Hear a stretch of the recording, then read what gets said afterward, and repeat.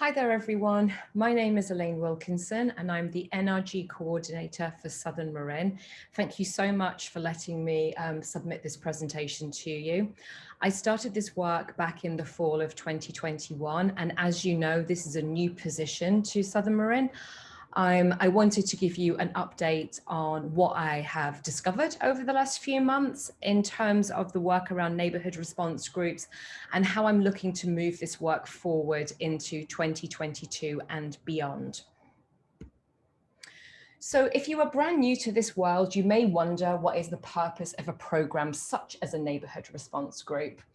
Well, over the last few years, and there's some examples here, disasters have shown us that it's the personal ties among members of a community that determine survival and recovery. It's this passion for local community and granular knowledge about who needs what that makes large-scale government interventions ineffective by comparison. So what's the NRG programme all about? Well, the primary objective of this programme is to do the greatest good for the greatest amount of people, whilst maintaining that the most vulnerable and disadvantaged are at the centre of our work, so we know that we're supporting them. We have residents who know each other, they're connected to each other, they're building relationships, and with that, their community resilience. And also we want to try and make our neighbours self-sufficient for a limited amount of time. So if there is a disaster, they can take care of themselves until help arrives through our first responders.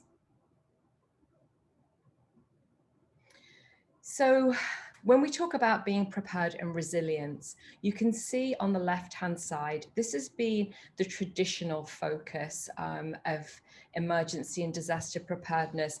And this is what we're kind of moving away from with this NRG program. We want to work towards more of the community resilience approach. So where people are getting together, working together, training together, practicing together, and looking at who's around them. Who are the other community groups within their neighborhoods that they can collaborate and partner with, so that the end result is that we're building these self-sufficient communities through their own neighborhood networks. Now, when we think about Southern Marin, we have some unique challenges that we don't necessarily see across other parts of the state or indeed the country. We have, as you know, around 45,000 residents. We start at the bottom of the sea level and we rise up to the heights of Mount Tam. We have all sorts of residential dwellings, from multifamily units to floating homes. And then when we think about the challenges that this landscape brings, well, as you all know, we are constantly concerned about the impact of wildfires, floods, earthquakes, power outages, and poor air quality. So there's quite a few things there for us to be working on. But what about our residents? What are their challenges? Well, COVID hasn't helped, and the last 2 years has sadly kept people inside and away from each other. And we've seen a lack of building the connections of people as people have come and gone from our neighbourhoods. We don't really know who our neighbours are anymore, and we don't know what their needs or their skills could be in terms of a disaster. Community apathy. Well, everyone's busy. Everyone has so much going on in their lives. There's so much noise. So we know that often emergency preparedness is one of those areas that people would love to think about and do more about, but often it falls off their to-do list. We've had a lack of funding. The programs that have been established in Southern Marin have mainly been funded by the volunteers who have set up those programs or who've been able to fundraise for themselves. And this is a problem when we think about establishing equity across Southern Marin to make sure that everyone can access these programs and can start to build out the reach of them. And then another problem is volunteer exhaustion. Many of the people who've been doing this work for the last couple of years have done an amazing job, but they want to know who's going to take over from them, Who's next? Who can we engage in this process, and how do we do it to make sure that the work that's already been done is sustainable and has longevity? Well, here are some ideas. We want to focus on the partnerships that we're building within our community. What I discovered when I started doing this work was that many of our volunteers, residents who are working as block captains or people who were just involved in this program had no idea of the connections between the fire department and the program. And of course, having those connections with city councils and fire departments, it really gives the program some legitimacy. It's not just a random group of neighbours getting together. This has the backing and the support of our elected officials and our firefighters. We want to establish working groups that have some really clear goals. We've had a lot of people working in isolation, and what my job is to bring all those people together to start to remove the duplication of efforts, and so to be a bit more strategic in our approach. We're all essentially doing the same work, no matter where we live in Southern Marin, and we just need to tweak the work to our hyper-local environments and challenges. We've been looking at creating calendars of events rather than bombarding our residents with just lots and lots of endless resources.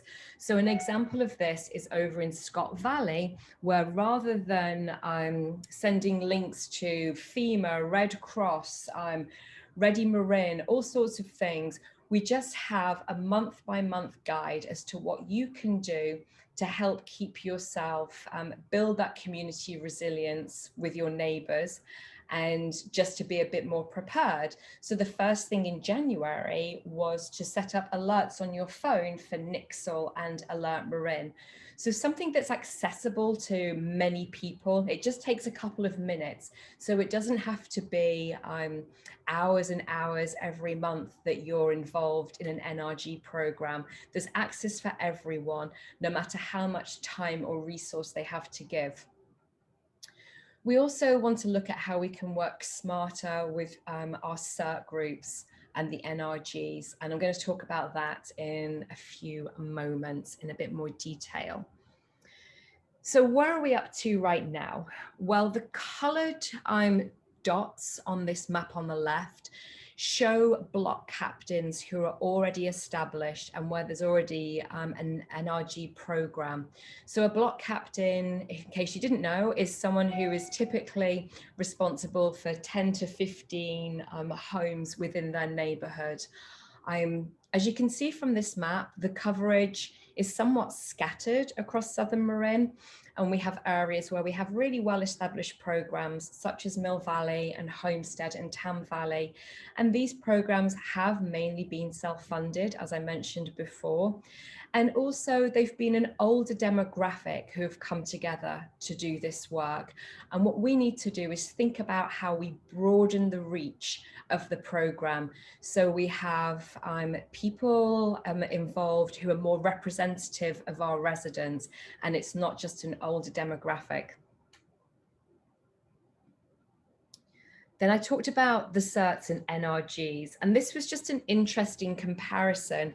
I pulled out, this is, if you look at the map on the right-hand side of the screen, the blue dots represent all the CERTs who I pulled out from Southern Marin.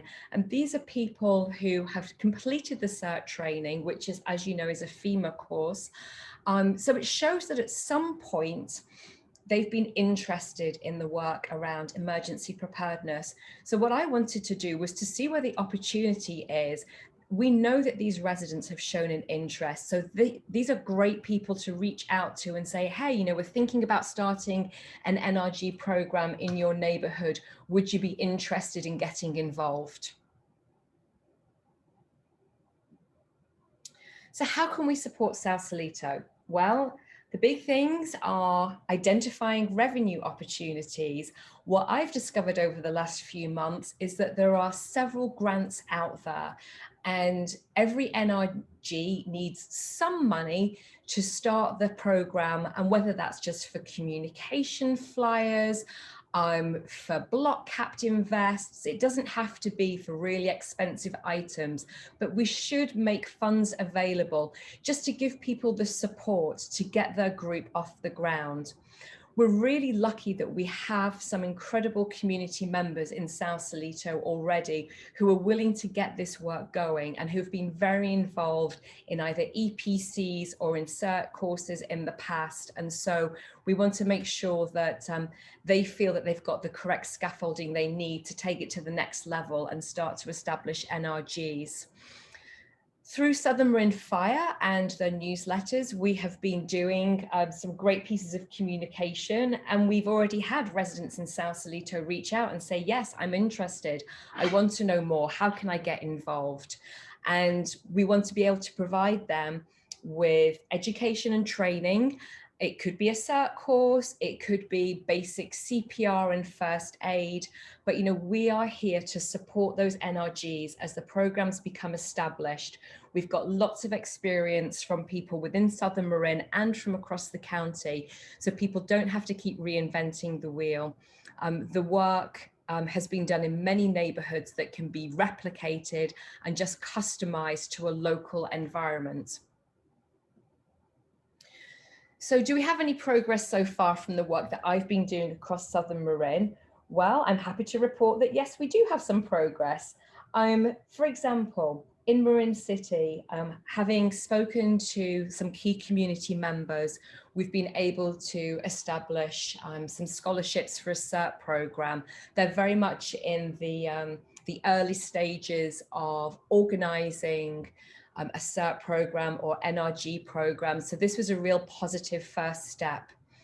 We've had a great response, I just mentioned, when we've done targeted communications to our residents and make people feel that they're needed in the local area. We've had great support from our current NRGs who want to be able to help in the work of establishing new NRGs. We've got a lot of institutional knowledge there that we can share. We've been able to secure funding thanks to some Homeland Security grants for the end of this year and going into 22-23.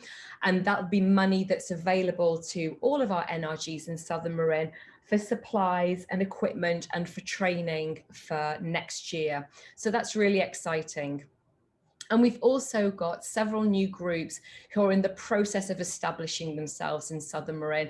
And this is what we want to see. If you remember that map from a few slides ago, which showed the coverage of current NRGs, of course, the goal is to have many more of those pins scattered across the map, which will then show we have more of our residents ready for an emergency or disaster. So finally, the key to disaster survival. Well, it says quite simply here, communities are not the sum of their roads, schools and malls. They are the sum of their relationships. And that's what this program is all about. We know that increased social connections will lead to increased positive outcomes. And by building out the NRG program, we're going to secure resources, provide regular and impactful communication, ensure accessibility and equity, and get our residents prepared and resilient. So that's it for my presentation. I would love for you to contact me if you have any questions or comments, and I look forward to working with you all in the months to come.